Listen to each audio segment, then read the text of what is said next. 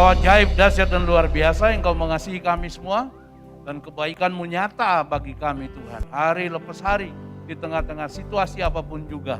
Teristimewa di tengah-tengah pandemi yang menimpa melanda seluruh dunia.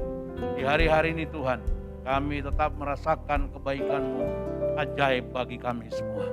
Terima kasih buat hadirat-Mu di tengah-tengah kami saat ini. Dan terima kasih buat peluang di mana Tuhan berikan bagi kami untuk mendengar firman-Mu kembali. Mari berbicara kepada kami semua, sebab langit dan bumi akan lenyap, tapi firman-Mu kekal selama-lamanya.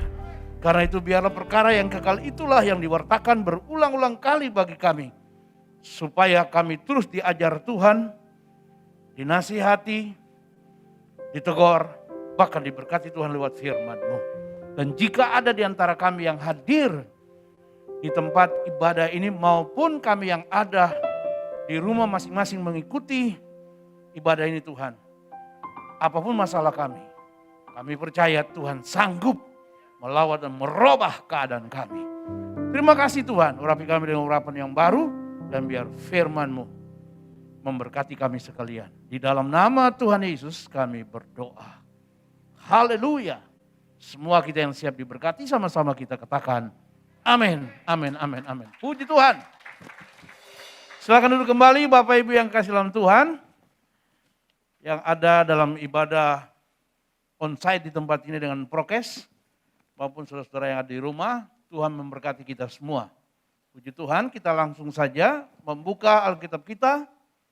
Dan kita baca firman Tuhan yang terdapat di dalam 2 Timotius pasal 3, 2 Timotius pasal 3, ayat 1 saja.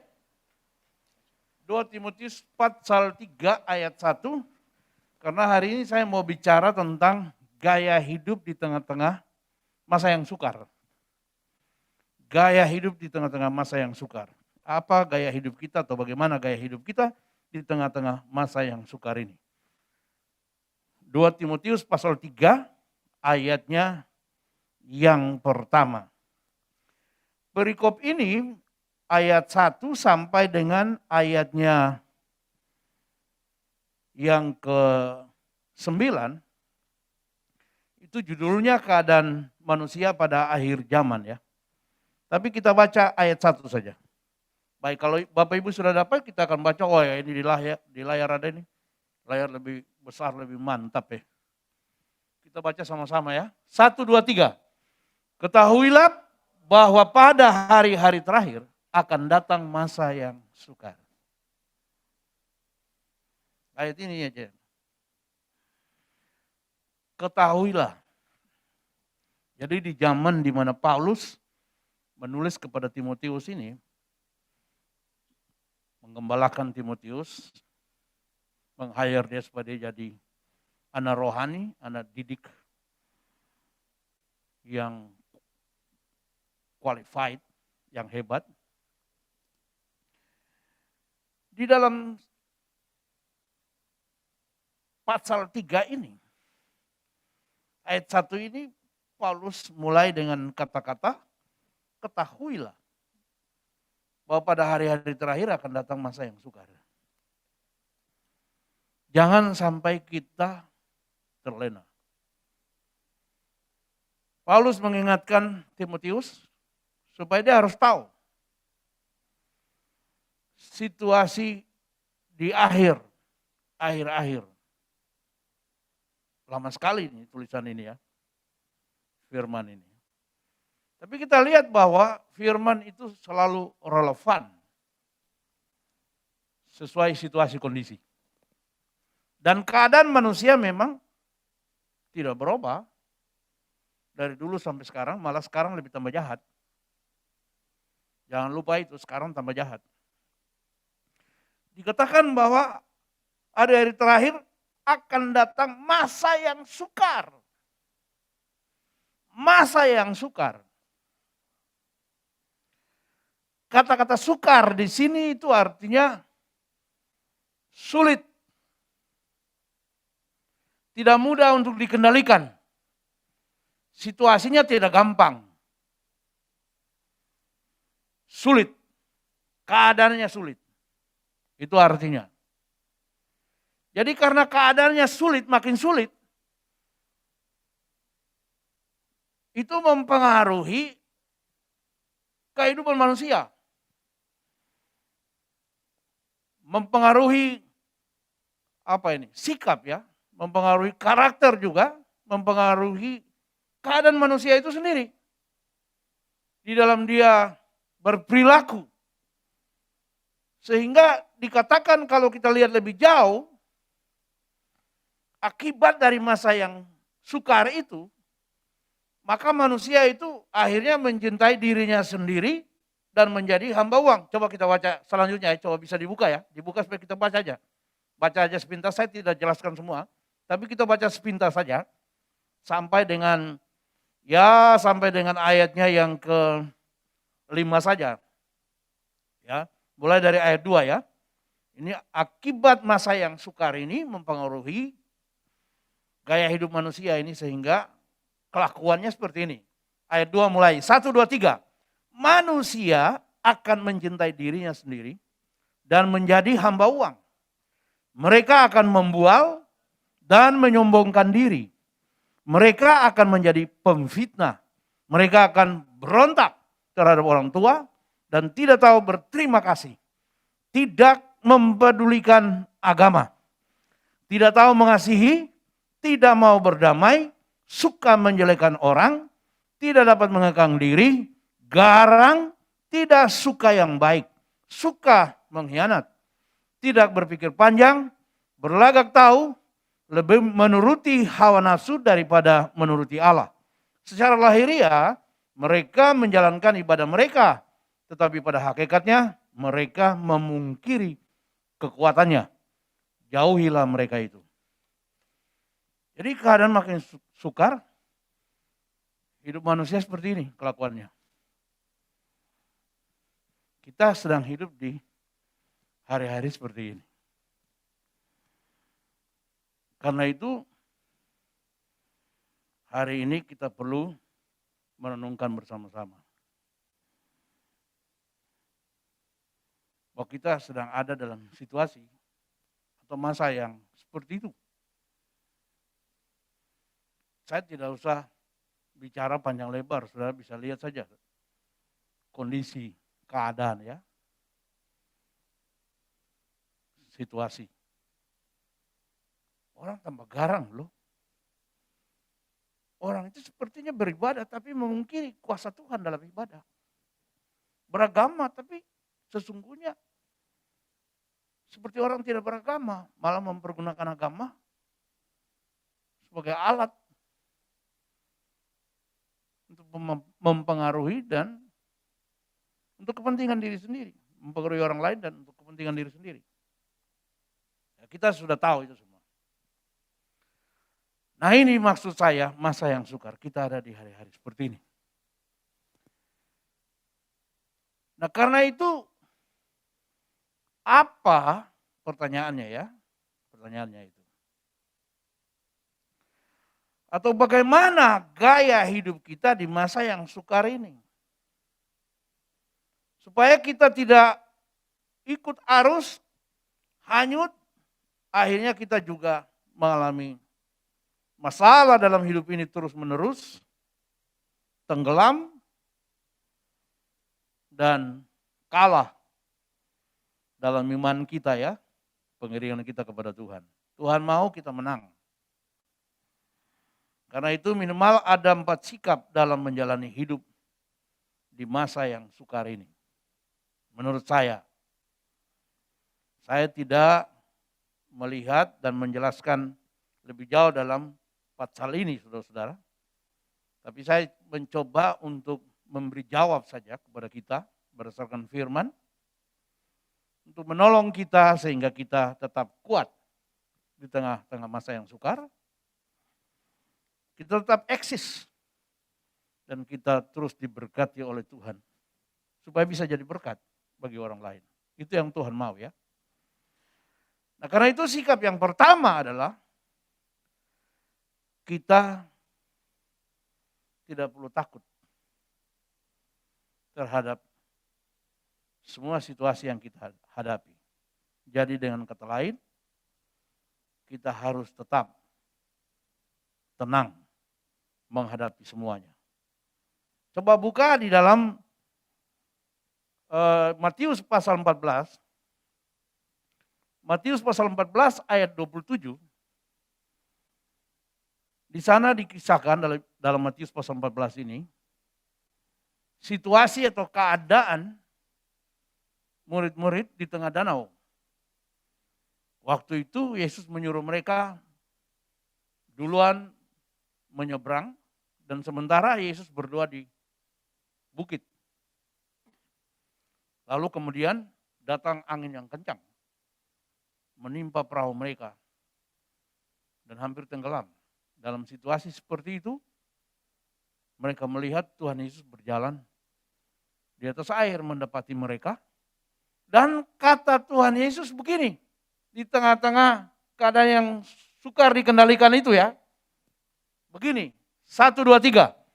Tetapi segera Yesus berkata kepada mereka, tenanglah, aku ini, jangan takut. Dalam situasi hari-hari ini, sikap yang perlu kita hidupi adalah tetap tenang. Jangan takut. Yesus berkata, tenanglah aku ini, jangan takut. Dimulai dari kata-kata tenang. Kenapa harus tenang? Saya lihat ada 2 manfaat ya dalam ketenangan. Manfaat yang pertama, kalau kita tenang, maka kita bisa berpikir dan menganalisa, mencari tahu ya, sebenarnya masalah ini dari mana dan apa penyebabnya. Sehingga kita bisa mencari jalan keluar. Kalau kita tidak tenang, maka sudah tentu kita tidak bisa mengetahui ini masalah sebenarnya dari mana, apa sumbernya, dan kenapa. Dan kita tidak bisa mencari jalan untuk menyelesaikan masalah itu. Karena itu kita perlu tenang. Ini yang maksud saya dari tenang. Jangan takut aku ini, kata Tuhan Yesus ya. Tenang yang kedua menurut saya, supaya kita bisa berdoa, saudara-saudara. Sebenarnya itu. Supaya kita bisa berdoa. Kalau kita tidak tenang, tidak bisa berdoa. Coba lihat ya, di dalam 1 Petrus pasal 4 kan, ayat 7 ya. Kalau kita baca ayat ini, 1 Petrus pasal 4 ayat 7. Bisa dibuka dan kita lihat. 1 Petrus pasal 4 ayat 7. 1, 2, 3. Kesudahan segala sesuatu sudah dekat. Karena itu, kuasailah dirimu dan jadilah tenang, supaya kamu dapat berdoa. Orang tenang bisa berdoa. Kalau tidak tenang, tidak bisa berdoa. Tapi Pak Pendeta, kita berdoa supaya bisa tenang. Ya, bisa juga sih. Tapi dimulai dari tenang dulu. Kamu mesti harus tenang dulu. Jangan panik maksudnya. Kenapa mesti panik? Tuhan berkata, ini aku. Jangan takut. Jadi ketika kita tenang, kita bisa berdoa, di situ kita meyakini bahwa Tuhan ada. Dan ketakutan pasti hilang. Haleluya. Ketakutan pasti hilang. Sebab itu di dalam Filipi pasal 4 ayatnya yang ke-6, di sana kan dikatakan begini. Janganlah hendaknya kamu khawatir tentang apapun juga, tapi nyatakanlah segala keinginanmu kepada Allah dalam doa dan permohonan dengan ucapan syukur. Jadi tidak usah khawatir, tenang saja. Supaya kita bisa berdoa. Karena dengan doa, kita mampu. Karena Tuhan memampukan kita untuk dapat menghadapi dan mengatasi semua masalah yang menimpa kehidupan kita. Atau situasi hari-hari di mana masa sukar itu menimpa kehidupan kita. Selama COVID dari awal, saudara, cucu saya datang dari Solo dan tinggal di rumah. Dari dia usia 5 bulan sampai 1 tahun 2 bulan dia tinggal di rumah. Selama 1 tahun 2 bulan dia tinggal di rumah. Dan memang mencekam kan Jakarta di awal-awal. Kita semua jadi penuh ketakutan karena berita-berita dan lain-lain. Dan realitanya di lapangan kan begitu. Kita lihat melalui media sosial, melalui televisi yang kita lihat, melalui langsung melihat dan mengalami langsung masa yang menimpa semua orang itu, saudara-saudara. Tapi ketika kita berdoa, maka Tuhan memberikan ketenangan. Keyakinan bahwa kita tidak sendiri. Tuhan ada bersama kita, itu yang penting. Di masa sesukar apapun juga, kalau Tuhan ada, aman, Ibu Bapak, ya, aman. Kita lihat kan di Alkitab menceritakan banyak peristiwa di mana hamba-hamba Tuhan, nabi-nabi atau orang percaya menghadapi berbagai-bagai situasi yang sukar. Tapi mereka hadapi dengan tenang, dengan doa, dan mereka bisa melewati semuanya. Kita lihat contoh seperti Yusuf, contoh juga seperti Yosua, contoh lain seperti Daniel, contoh lain seperti Paulus dan Silas. Contoh lain lagi adalah Petrus yang ditahan ya. Dan besok siap untuk dihabisin dia, saudara-saudara. Tapi mereka tetap tenang, mereka berdoa, dan Tuhan turun tangan. Tuhan campur tangan. Jadi kita harus meyakini bahwa Tuhan itu ada, dan kalau kita berseru, Tuhan pasti mendengar. Kembali ke perikop Matius pasal 14 itu Yesus ada di bukit dan murid-murid di tengah danau. Seolah-olah Yesus tidak mau tahu tentang mereka. Tapi dengar, dia Allah yang maha tahu dan maha hadir. Secara manusiawi kita lihat mereka sendiri di tengah danau. Tapi saudara-saudara, Allah tahu dan Allah hadir tepat waktunya. Karena itu kita tidak perlu takut. Dia berkata, tenang, aku ini. Jangan takut. No worries. Tuhan ada. Berdoa saja. Tuhan mampu meluputkan kita semua. Amin. Berdoa saja. Saya percaya kita semua ini kalau dimintain bersaksi tentang bagaimana Tuhan menjawab doa-doa kita. Masing-masing kita saling tercengang mendengar kesaksian kita yang penuh dengan aneka ragam, unik, dan dahsyat dan luar biasa Tuhan bekerja dengan berbagai cara dalam kehidupan kita. Saya pernah berdoa, minta supaya anak saya yang ketiga itu anak laki-laki, Ibu Bapak, karena anak pertama, kedua perempuan, dan saya senang sekali karena dapat anak ya, perempuan dua-dua.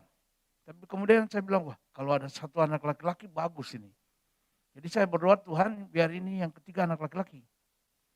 Istri saya beberapa kali pergi ke USG itu di zaman itu, waktu itu dibilang anak perempuan. Sampai-sampai dia terakhir kali itu datang ke saya, dia bilang, papi bagaimana jawabannya begini.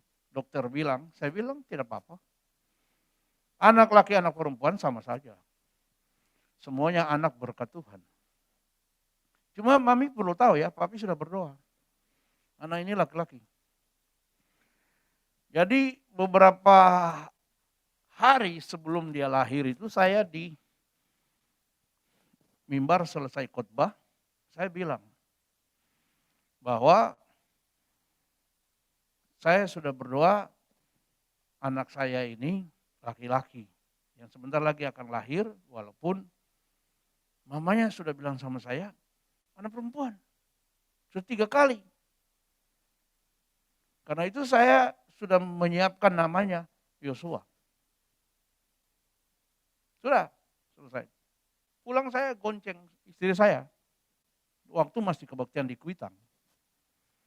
Dia cubit-cubit dari belakang, papi khotbah sembarang saja. Sembarang bagaimana? Masa bilang itu anak laki-laki dan sudah siapkan nama Yosua. Bagaimana kalau dia lahir perempuan? Saya bilang sama istri saya, santai aja. Kalau dia perempuan tinggal dirubah saja namanya kan. Bukan lagi Yosua, tapi Yosiana. Selesai. Santai aja. Dia tambah jengkel sama saya sembari ketawa. Saudara, beberapa hari kemudian saya bawa ke rumah sakit, salah satu rumah sakit di Jakarta ini. Saya sebut saja Karolus.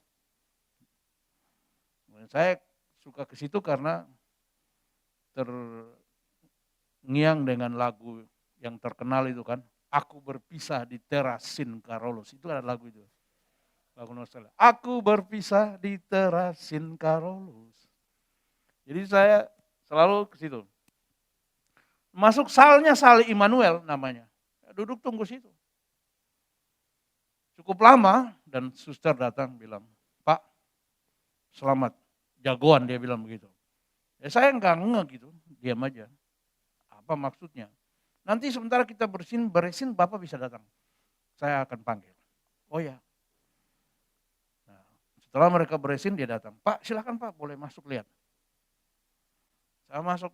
Buka pintu, dari jauh saya lihat istri saya menangis. Wah ini ada apa ini? Ini air mata ini bisa ada 2 kemungkinan, sedih atau gembira. Saya dekatin dia bilang, Papi, anak laki-laki dia bilang begitu ya. Ya saya tersenyum aja, pura-pura tidak mau kaget. Nah, tapi saya langsung menuju ke bayi itu, saya langsung buka dan saya lihat, oh iya, puji Tuhan.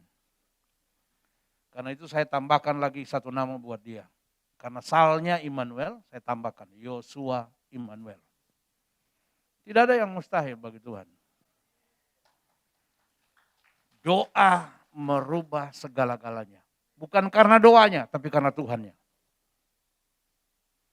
Jadi doa itu punya kuasa karena Tuhan yang bekerja. Karena itu Alkitab berkata, doa orang benar bila dengan yakin didoakan, besar kuasanya. Besar karena Tuhan yang bekerja. Tapi kita harus berdoa, harus berseru, minta kepada Tuhan. Jadi tenang, hadapi semua situasi dan keadaan. Tuhan pasti tolong kita. Sikap kita yang kedua, Ibu Bapak, adalah kita harus tetap jaga hati kita. Tetap jaga hati kita. Supaya apa? Supaya jangan kita berubah setia kepada Tuhan. Supaya jangan kita terpengaruh dengan keadaan dan situasi. Harus jaga hati. Karena itu kan di dalam Amsal pasal 4 ayat 23. Amsal pasal 4 ayat 23 itu ya bisa juga diperlihatkan juga bisa. Saya juga hafal tapi kita baca sama-sama lebih bagus ya. Amsal 4 ayat 23, 1, 2, 3. Jagalah hatimu dengan segala kewaspadaan. Karena dari situlah terpancar kehidupan. Hati itu pusat hidup manusia. Dia gampang terpengaruh oleh situasi dan keadaan. Dia bisa jadi kuat, bisa jadi lemah. Dia bisa kadang-kadang menangis, sedih, dan lain-lain. Karena hati itu memang perbendaharaan hidup kita ya, pusat hidup. Tuhan Yesus bilang hati itu perbendaharaan hidup. Karena dari dalam hati muncul berbagai macam hal kan. Nah, kita mesti jaga hati.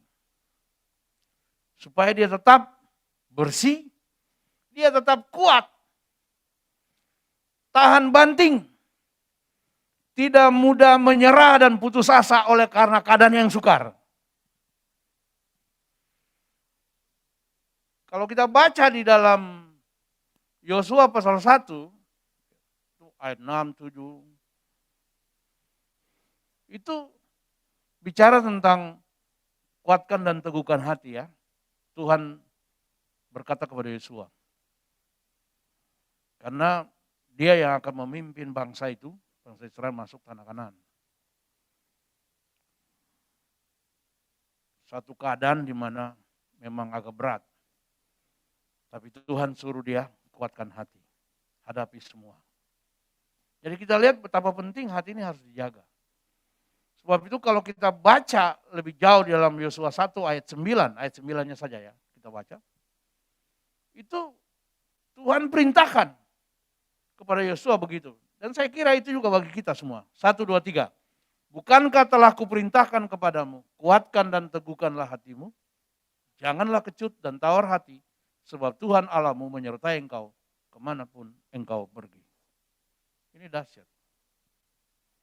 Hati harus kita jaga supaya tetap kuat, teguh.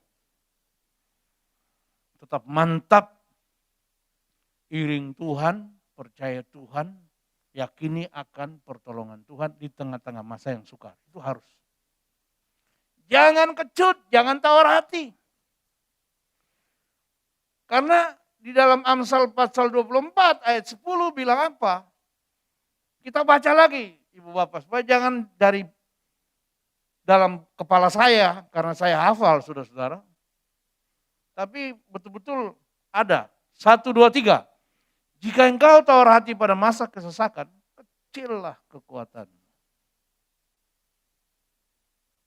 Sudah lihat orang mau tinju, ya itu mereka masing-masing kasih statement. Lawan ini saya pukul dia dalam ronde kedua, habis dia. Yang satu bilang ronde pertama. Jadi masing-masing ingin membuat lawannya itu jadi kecut, jadi tawar hati. Meskipun kadang-kadang tidak terbukti itu. Statement-statement mereka itu ya, janji mereka di ronde kesekian lah baru bisa. Kadang-kadang sampai selesai ronde, ya hanya menang angka saja. Tapi ada kata-kata yang mereka lontarkan untuk mempengaruhi hati dan pikiran dari musuhnya. Masa yang sukar ini, dia mempengaruhi hati kita, pikiran kita. Sehingga gaya hidup kita jadi lain, jadi beda. Karena dia ingin mempengaruhi dan membawa kita masuk di dalamnya. Supaya kita kalah. Supaya kita tidak jadi anak-anak Tuhan yang menang, yang menjadi berkat di tengah-tengah situasi dan kondisi seperti itu. Tapi Tuhan punya mau lain. Tuhan tetap mau kita menjadi pemenang, bahkan lebih daripada pemenang. Amin. Mari taruh tangan di dada saudara. Katakan bersama dengan saya harus tetap jaga hati saya di tengah-tengah masa yang sukar ini. Supaya saya menang, bahkan menjadi pemenang. Lebih, berikan kemuliaan bagi Tuhan. Lebih daripada pemenang ya. Jadi tetap jaga hati Ibu Bapak ya. Yang ketiga, sikap yang ketiga,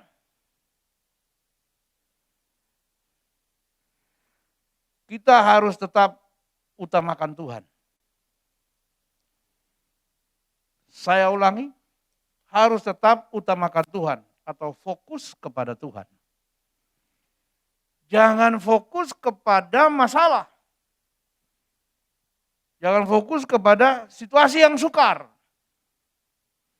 Tapi fokus kepada Tuhan. Petrus berkata kepada Tuhan Yesus, kalau engkau itu suruh aku berjalan di atas air mendapatkan engkau. Yesus berkata, mari datang. Dan Petrus bisa berjalan di atas air. Tapi Alkitab menjelaskan kepada kita ketika dirasanya tiupan angin. Maka tenggelamlah dia. Tapi untung dia menaikkan doa yang singkat.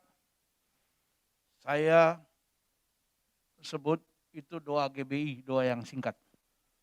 Tuhan tolong. Doa GBI itu saudara-saudara. Doa saya dan saudara.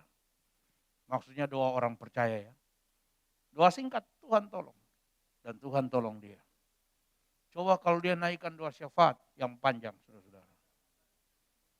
Apalagi kalau dia pakai doa Bapa kami kan. Bapa kami yang di surga, dikuduskanlah namamu, datanglah kerajaan.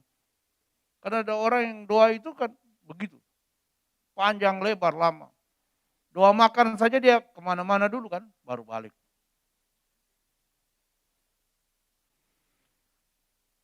Keburu sampai di dasar laut itu. Tapi dia naikkan doa yang kilat, saudara-saudara. Maksud saya bukan berarti bahwa kita doa jangan lama-lama atau doa kilat saja. Karena Tuhan itu sudah tahu. Bukan, maksud itu bukan.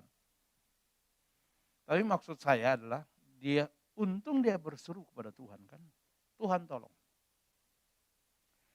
Dan Tuhan itu enggak rumit. Kita yang rumit.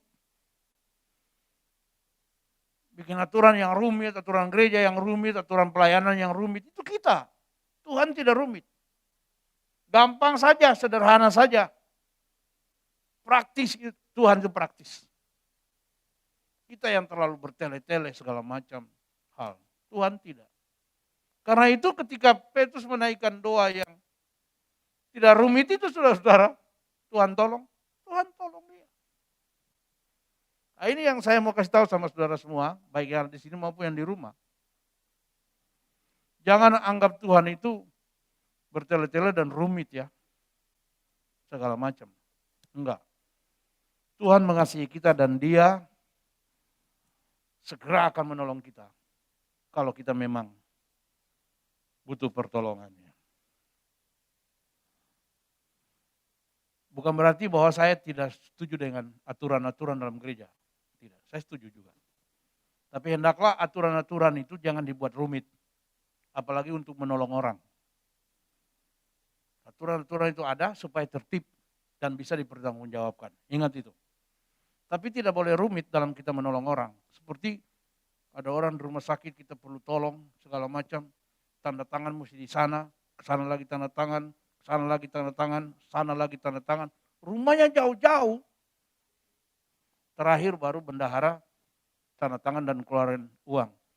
Begitu uang diantar menuju rumah sakit, orangnya udah mati. Kelamaan gitu.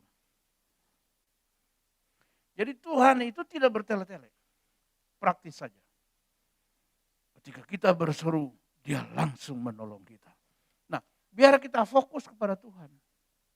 Jangan fokus kepada masalah.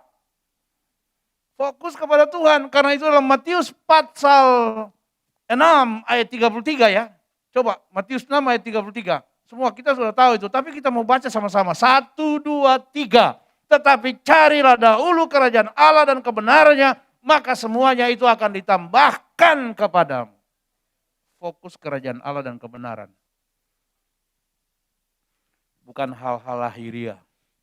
Makan minum, kalau saudara baca dalam Matius pasal 20, Matius pasal 6 ini mulai dari ayat 25 ini kan bicara tentang hal kekhawatiran kan. Orang khawatir makan, minum, dan pakai.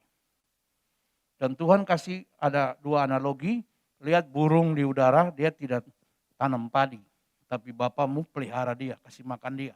Lihat itu bunga bakung yang ada di padang.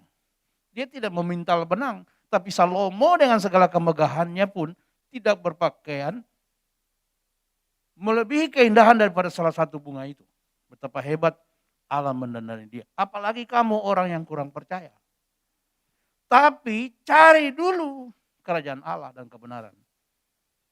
Semua itu memang dicari oleh bangsa-bangsa yang tidak mengenal Allah. Jadi orang yang tidak mengenal Allah, orang yang tidak mau tahu dengan Tuhan, dia itu mengutamakan hal-hal lahiriah dulu. Dan mengkhawatirkan semua hal-hal lahiriah, jasmani saudara-saudara. Tapi kita anak-anak Tuhan tidak. Tuhan pelihara kita, semua sudah ada. Amin. Fokus Tuhan, jangan fokus masalah.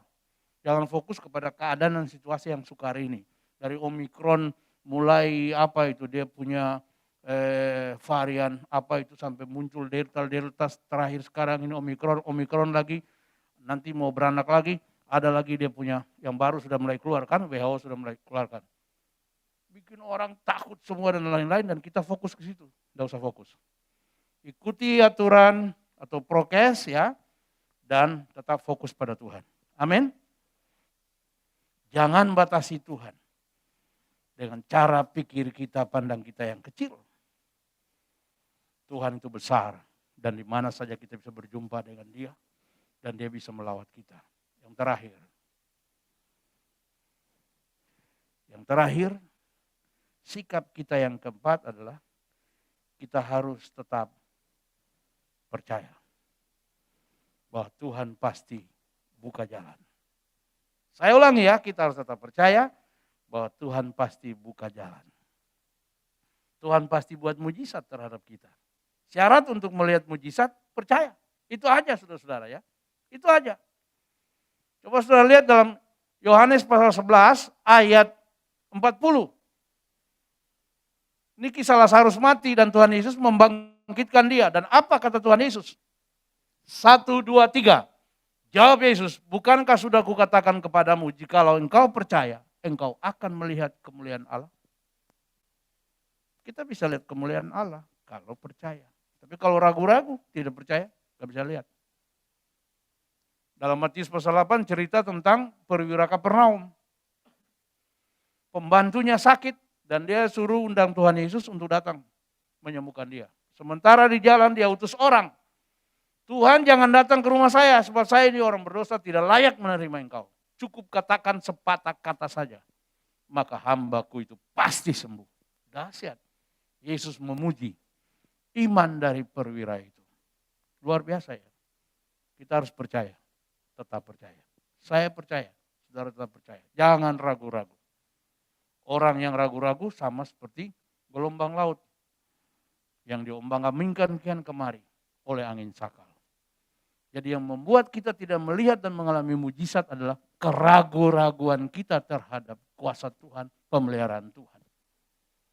Tuhan tidak bisa dibatasi. Sebab itu Yakobus berkata begini dalam Yakobus pasal 1 ayat 6, 7, dan 8. Kita baca ini ayat terakhir. Yakobus 1 ayat 6, 7, dan 8. 1, 2, 3. Hendaklah ia memintanya dalam iman dan sama sekali jangan bimbang.